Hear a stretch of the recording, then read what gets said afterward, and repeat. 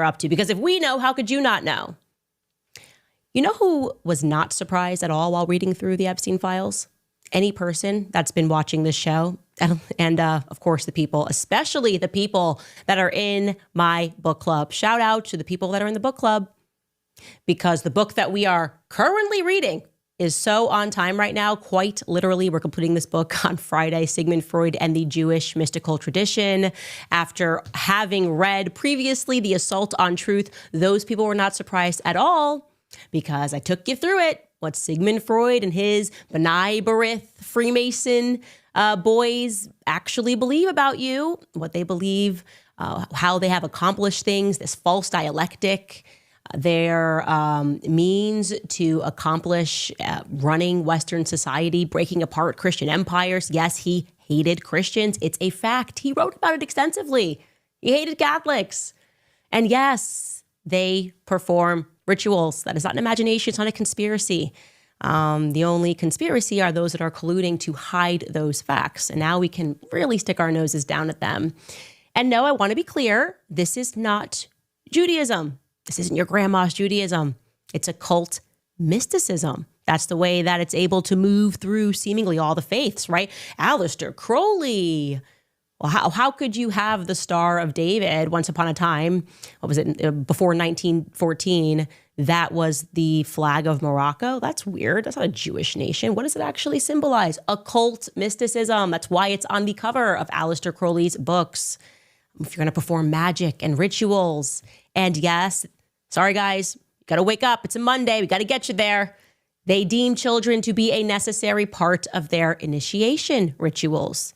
This I'm going to read from you is actually a direct quotation from Sigmund Freud, okay? The person that was hailed as a hero. We were in high school and middle school, and he's the father of modern psychology. Yeah, guys, that's kind of the problem. That is kind of the problem, actually. Anyway, to contextualize this, he's writing a letter to his best friend, also the person he was having a gay affair with, who mentored him, Wilhelm Fliess. Now, I should skip to the part and tell you Wilhelm Fliess also molested his own son, Robert Fliess. Robert Fliess spoke about that when he got older. But Sigmund Freud is writing to Wilhelm Fliess after he gets initiated, because they wait until you're 36 to initiate you into the occult mystic Kabbalah. Okay, I'm going to read you what he writes. He's referring to a patient who he previously hadn't understood before his initiation, who came in, and she spoke to him about what she experienced when she was a child. He writes, imagine I obtained a scene, which means a patient was speaking to him about this, about the circumcision of a girl, the cutting of a piece of her labia, sucking up the blood, following which the child was given a piece of the skin to eat. He then fast forwards and he says, I dream, therefore, of a primeval devil religion whose rites are carried on secretly, and I understand the harsh therapy of the witches' judges. And then he speaks about this. Freud is implying here, by the way, this we are so anti-Semitism proof. This book was written by a guy who was the director of the Freud archives. He read Freud's unpublished works and determined that, yeah, Freud knew that the children were being abused in Vienna, and he created a social science, psychology, to help gaslight those children. This is what you got to be aware of. This is all real. It's not imagined. These are not kooky people on the internet that are telling you this. Quite the opposite. And then this guy, Jason Masson, who writes this book, writes that Freud is implying here that the Sabbats were real events, part of a ritualized religion in which sexual perversions were acted out. So he was aware that this was happening. And in case you are not aware, Sigmund Freud, the background story there is wild. All right, he was once an outcast in the very tight-knit, perverted psychology club in Vienna because he told the truth. He went to the morgue. He examined children who had died after they were horrifically murdered and sexually assaulted. And then he also saw patients who were children who were still alive, who were telling him these stories about what they lived through. And he had determined after speaking to these children that they were all telling the truth. And so he gets ostracized from the psychology community. He's like, no, this is actually happening. And it's also incestuous. And they go, get out of here. You can't be with us. You can't publish his paper. Oh no, what would the Goyim think? He actually did publish his findings. And like I said, the pervert turned on him. Then remarkably, at the age of 36, He partakes in a ritual during which he's welcomed into the club, and he changes his mind and he writes to Wilhelm Fleece that he now understands. Okay, so that's what I just read to you. Like he now understands what is happening. And that is why you need to wake up and recognize that this is what is happening in our world. And what he's referring to are ancient pagan festivals and ceremonies that center around the earth's cycles of death and rebirth. And so to make this extra clear to you, we are not in a war between monotheistic faiths. The people that we are fighting are effectively pagan gypsies who have been wearing the cloak of Judaism, I would say, since the fall of the missing Khazarian Empire. The Khazars were a nomadic Turkic tribe who adopted Judaism in the 8th century. Now, Freud, this part is important. We're going to get to what's in Epstein's emails because, man, if I didn't tell you guys the truth, Freud himself was a racist, okay? He was a part, like I said, of the Freemason group B'nai B'rith, which had, if you don't know what B'nai B'rith is, you got to wake up, especially if you're in America, okay? That lodge, it's Jewish supremacists. They had everything to do with the Civil War in America. They excel at creating the false dialectic, the North versus the South, the left versus the right. Ulysses S. Grant notoriously expelled Jews from his military district, Tennessee, Mississippi, Kentucky. You think he was just like what, another white supremacist? Everyone's just a white supremacist. I mean, they would have called him a white supremacist, or he was anti-Semitic. Everybody's just anti-Semitic. No, it said everything to do with what they were cooking up at these lodges, B'nai B'rith. That then subsequently became the ADL after the ritualistic murder of a Catholic girl named Mary Fagan. There is no hiding that anymore. I don't care if Dennis Prager is going to write another letter and say, that's not true. This case is not real. It's happened so many times during the same dates, the same holiday season, all throughout history, that it is getting ridiculous to not acknowledge that this is true and this is real. And the Epstein files create an opportunity for us to discuss this, to hear the way they speak about us behind closed doors, exactly how Sigmund Freud spoke. It's racist, right? I want to make it clear that this is, for them, a religious philosophy, a racist perspective that we are goyim, meaning cattle that are meant to be herded and ruled over. I said this at the end of last year.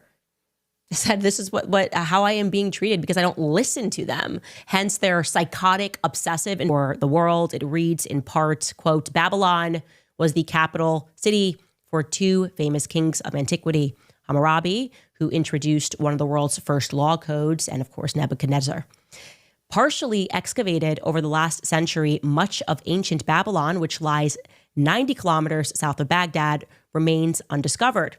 Now, according to a 2005 British Museum report, the use of Babylon as a camp by a multinational force between April 2003 and December of 2004, by coalition forces is, quote, tantamount to establishing a military camp around the Great Pyramid in Egypt, or the Stonehenge in Britain.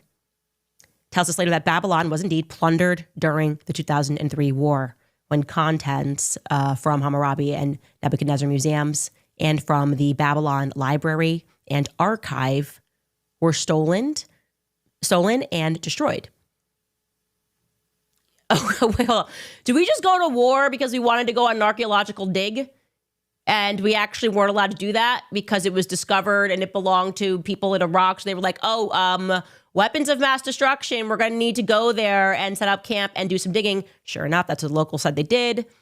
And they just transported things out of there. This is from NBC News. It tells us that a senior U.S. military officer has said that he's willing to apologize for damage that his troops caused in one of Iraq's most famous ancient sites. The British Broadcasting Corp reported Friday that after the 2003 invasion of Iraq, U.S. Marines built a helicopter pad on the ruins of Babylon and filled their sandbags with archaeological fragments from the ancient city. It said vibrations from the U.S. helicopters caused the roof of one of the buildings to collapse. We were not there to protect ancient ruins. We were there to plunder and to loot and to steal. Right after we discover that Gilgamesh's tomb is in this city. Locals reported that at night, Americans were digging and they were extracting in military operations. But to where?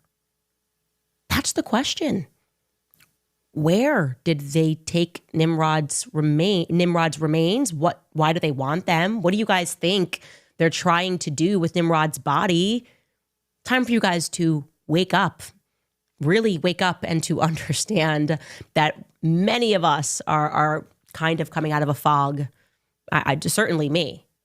Never forget who Nimrod was in the Bible, right? Nimrod was the original one world government guy seeking to unite humanity under the Tower of Babel, one system created in defiance of the creator. One world government. This is why the mystery cults, they revere Nimrod. Freemasons revere Nimrod. In Masonic tradition, Nimrod is considered to be the first grand master, even before Solomon. I was telling you about that. This is all very real. It should shock you. We're probably like, was I a bug? Yes, absolutely. And so people then dug up, and this got a bit confused, by the way. So I should clarify that there was this still never quite explained FOIA request that went through to the State Department requesting documents pertaining to the resurrection chamber of Gilgamesh, the location of his body and the location of the buried Nephilim. Who are we talking about? Who are we speaking about when we refer to these people, the fallen angels? Guys, I am telling you, and this is not a part of Catholic canon, but you are allowed to read it, and you should read it. I read it on a plane. I don't even know what was going through my mind where I decided I needed to read the Book of Enoch. I think it is so important to read the Book of Enoch, okay? To read about the fallen angels. That this is your real history. I'm sorry to tell you guys, you're not a dinosaur. Okay, you weren't a dinosaur. You're not just like floating. Thank you, Katy Perry, but you're not like a plastic bag floating through the wind. I didn't really ever find that line to be relatable at all. I've never felt that way. This is all very real, and the elites have held on to this. They destroy history because they don't want you to know this. They envision a world like Nimrod. One world government, they are going to be the gods. You will have no sense of where you come from. You will have no sense of your history, and your souls will be completely perverted and corrupted by them. That is what they are doing. So people always ask why I'm always so happy and so positive. How is it possible that the Epstein, I'm always so happy and so positive? How is it possible that the Epstein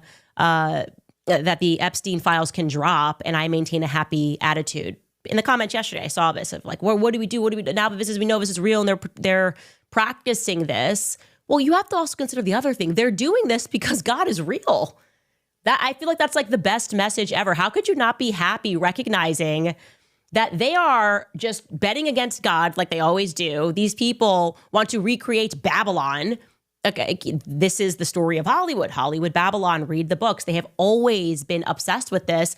But who are they contending with? God. And I feel like many people, myself included, go through a period where you wonder, and that's intentional, of course, like I said, because they've stripped our true history, and we're not even where we're supposed to be. Like, we're in America. How did we get here? We know nothing about ourselves. And you go through this period where you question whether or not God's real. And I certainly thought, no. Well, coming out of high school, that's just like my grandparents were into that. That's the old world. We're the cool world. And then you get to an age and you get to a point where you recognize, oh yeah, God's definitely real. And we've been asleep. We've been the muggles. They know he's real. And you want to spell the end of this satanic reign, everything that they have been doing and the blood that they have been shedding. It's our awakening. It's our awareness. So you should be happy. You should be encouraged. This stuff shouldn't scare you. You should be happy to know that this isn't it. And the reason why they want people to be selfish, the reason why they want us to be atheist, why they have been so intentional about making sure they fill us with nonsense and junk and no sense of true history, why they protect the field of archaeology. They don't ever want us to be the ones to find something and learn something about history that's real. The reason that they're doing all of that is because then they can get you to trade your soul. Like if you really believe that all you had was 80 years and there was nothing else beyond this, like they want you to believe, then you would sell your soul to the devil for money. That's what a lot of people are doing. But when you suddenly go, oh wait, there's more. Actually, I'm a soul, and I am an eternal soul, then you go, okay, well, I'm not going to do a deal for $7,000 to support murdering children in Gaza. It's a happy message, I'm telling you guys. But read the Book of Enoch if you have not read it and learn about the fallen angels. It is incredible. Learn about your true history. Anyways, 23andMe emails, the elites sending one another kits. Jeffrey Epstein, I'll show you two of them. First and foremost to Woody Allen. Woody Allen, that entire background story that Hollywood just accepts him is absolutely crazy to me. I'm glad that is being relitigated regarding what he did to his own child when she was 7. But allegedly, I'll say allegedly. But look at this email that Jeffrey Epstein authored to Woody. It says, the 23andMe kits arrived and will be delivered to Woody and Soon-Yi to their home today. So I don't know who this actually went to, but he was getting this kit out to Woody Allen. And there's another email, this time to, who is this? They're always blocking out the names, but it says, hi, Sultan, can you please tell me who James Miller is? He is who you have billed the 30 kits to. Also, do I understand the shipping address is Jeffrey's home at 9 East 71st Street? We're talking about 23andMe kits. Do you guys remember that trend, by the way? For some reason, they came out and they told everybody, this is going to be amazing. Don't you want to know where you're from? As if they don't know where we're from. They're the ones that are trafficking people all over the world. We can help you. Just send us your DNA. And a lot of people did it. A lot of my friends did it. I was already like, seems a little suspect. It's a bit suspicious. I'm not going to do it at all. Well, interestingly enough, that particular project, 23andMe, or that particular business, also began shortly following our invasion into Iraq. I'll tell you why this matters, okay? So we invaded, as I mentioned yesterday, mid-2003, and we extracted Gilgamesh's tomb, roughly 2 years later. Well, in 2005, the now bankrupt company, 23andMe, came together where people began sending in those DNA kits to figure out their ancestry. I want you to park that in your mind as we revisit our military's strange efforts in the Middle East. I mentioned to you guys this man named Rob Skiba yesterday. He wrote a book entitled Babylon Rising. This came to me from an email tip. It was immediately interesting. Well, this man, it is alleged, was actually murdered for some of the research and the pieces that he were putting together because he was perhaps getting too close to the ultimate project of the elites. By the way, his son emailed me yesterday thanking me for bringing up his father and grateful that his father's work is still carrying on. I've not had time to email him back, but I did receive that email and I know that you are watching. And I'm also grateful that the work that your father did is getting new meaning. Anyway, I started watching this speech that his father, Rob Skiba, gave on the topic of his book, Babylon Rising. I explained to you that all of the elites are obsessed with Babylon, and any research that I do, it's all about Babylon, Babylon, Babylon. And I want to share to you some of these clips. It's Rob Skiba, and he's speaking about his book. Now, to tee this up, let's just get into a little bit of the history. He is positing a lot about the Tower of Babel. Obviously, we know this was built up, that this angered God. And Rob Skiba posits that it wasn't actually the height of the tower that was problematic. He believes that, or this is a theory, so don't be offended. Please don't send me emails about, whoa, this is not the teaching, this is not the doctrine. We're trying to not get to what is true or what you believe. We are trying to actually get to what the elites believe. Okay, we actually don't believe we should harm children. So if we're speaking about the elite's belief, you don't have to send me a lecture about what's wrong about it. The entire purpose of this podcast is to tell you that the elites are satanic. Anyway, back to Nimrod building this Tower of Babel. Well, Rob Skiba posits, he's like, I don't think it was because the tower was high. We know that he built this to get back to heaven.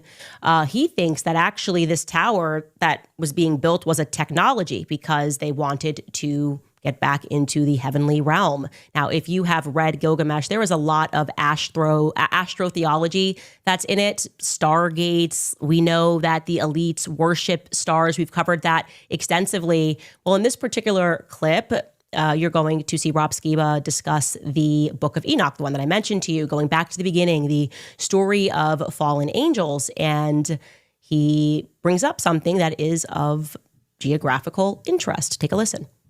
There are extra biblical texts, like the book of Enoch and others, that go into more detail about what happened in Genesis 6. The book of Enoch says that 200 fallen angels, a class of angels known as the Watchers, landed in this location right here. This is the center of a mountain range in southern Lebanon known as Mount Hermon. Now keep your eye right there as the camera pulls back and just kind of look at the outline of the topography right there. It's very interesting that it actually forms the shape of a goat. And one of the worst of the fallen angels was one by the name of Azazel. And Azazel is always associated with the goat. And you see that in Leviticus chapter 16. The scapegoat is a reference to Azazel. I find it interesting that the land itself actually kind of looks like a goat head. This gentleman depicted here is David Flynn. He recently passed away, but he turned the world upside down with some of his research, and he was able to figure out that location is 33.33 degrees north by 33.33 degrees east from the Paris prime meridian. Very interesting. What's 1/3 of 100? 33.3333%, right? How interesting that the fallen angels that participated in what I call the Genesis 6 experiment landed on the geographical location that fits their number on the crosshairs of 33.33. Something else David Flynn pointed out is that if you put a little marker there, and you can do this for yourself, that what I showed you there was from Google Earth. I did it for myself to check it out. But you can put a marker there and then draw a line from there to the Paris prime meridian. We go by Greenwich today, but originally it was the Paris was kind of the standard for a long time there. And that is, in the occult, is referred to as the devil's line. So something that is a fact is that the elites are obsessed with goat heads, Baal worship. None of this is a conspiracy. Jeffrey Epstein worked for the Rothschilds. You were looking at a picture of the Rothschilds at their surrealist ball. The more research you do, you just sort of see this appearance over and over again of goat heads. Even if you get into Pan worship, Dionysus, all of these, occult, orgiastic cults that they've had since the beginning of time, so to speak. And just to give you guys a biblical recap, I should never assume. I know a lot of people are kind of now just going to church or just starting to pick up a Bible. So I can back this up for you. The story of man, just so you guys know, you're not an ape. You can throw away that chart. The biblical recap here: Satan is struck down by the archangel Saint Michael after a battle of good versus evil in heaven, because Satan is leading this rebellion against God. The rebellion fails. He is obviously expelled. And as a result, he no longer has access to God. This is our true history, our true heritage. This is what actually happened. Like I said, you're not a monkey. That middle school chart of, here's what happened. And then you were like, the Australopithecus. And then it was a Homo sapien. That's just nonsense, quote unquote, science. Now, these fallen angels, so to speak, also known as demons, then mate with humans. They produce Nephilim, giants, and their demonic pursuit never actually ends. They are still seeking to triumph God. So that enters in the story of Nimrod and him building this Tower of Babel as a return to heaven. So like I said, the biblical story is that as Nimrod is constructing this tower, God confuses language amongst the people, forcing them to abandon the project because they can't communicate with one another. So, can't speak, we can't build this tower. So Ron Skiba's theory, if you're suspending, again, theological debate for a moment, I'm just telling you because we're looking into what he is saying the elites are after.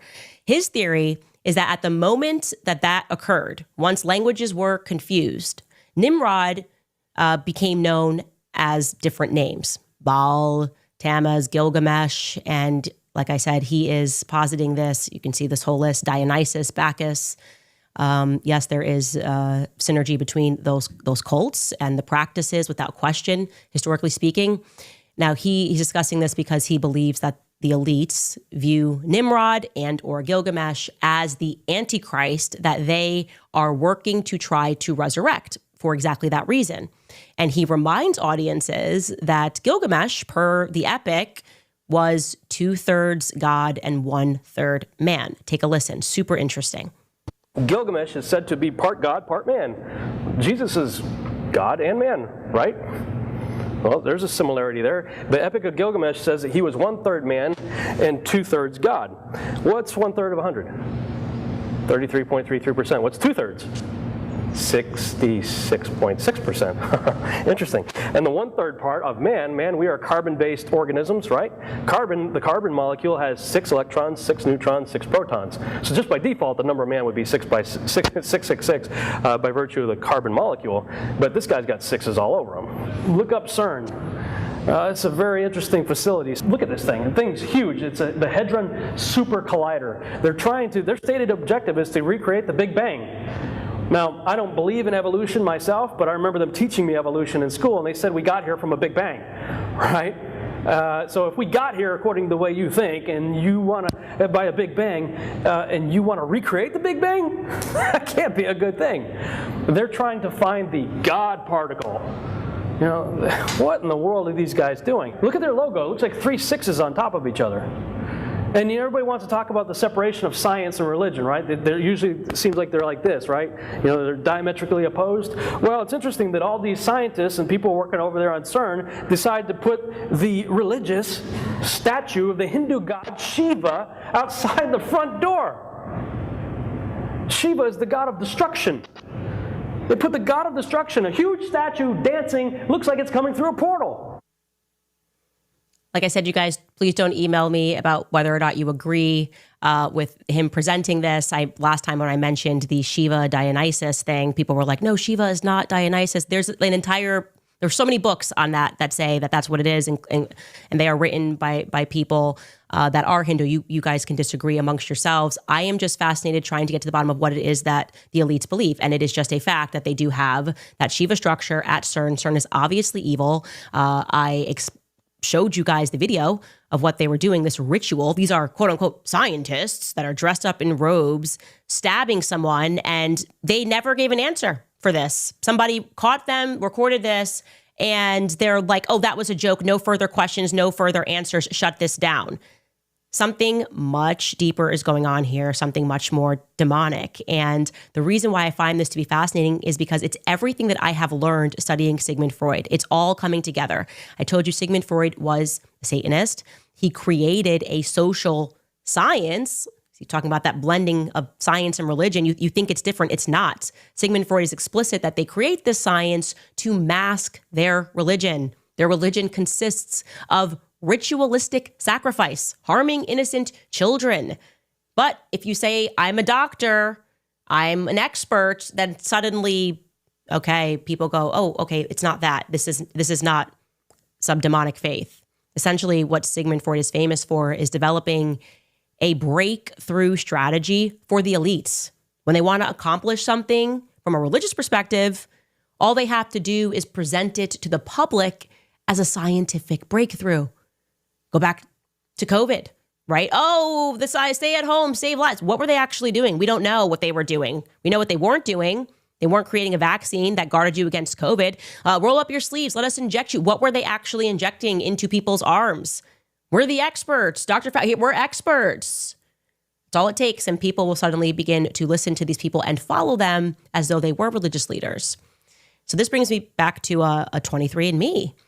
If you follow that train of thought that they are actually doing things from a religious angle, a demonic angle, but they're presenting it as a science, what was this mass campaign to effectively collect everybody on Earth's DNA by saying, oh, look, we're going to help you with your ancestry? Well, take a listen to what Ron Skiba says.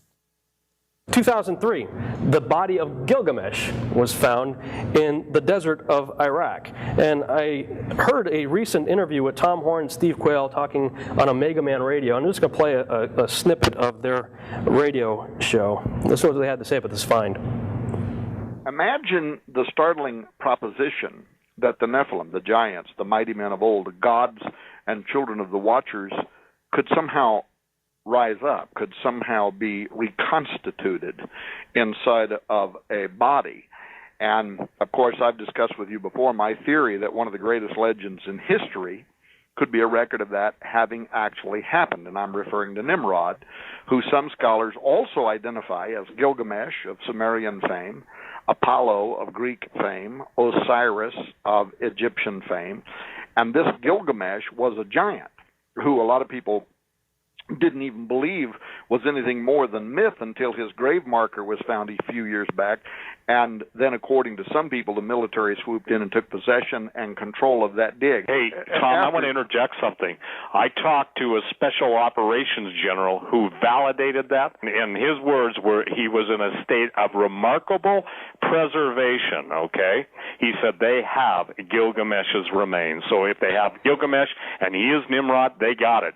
And the whole point was to extract the DNA.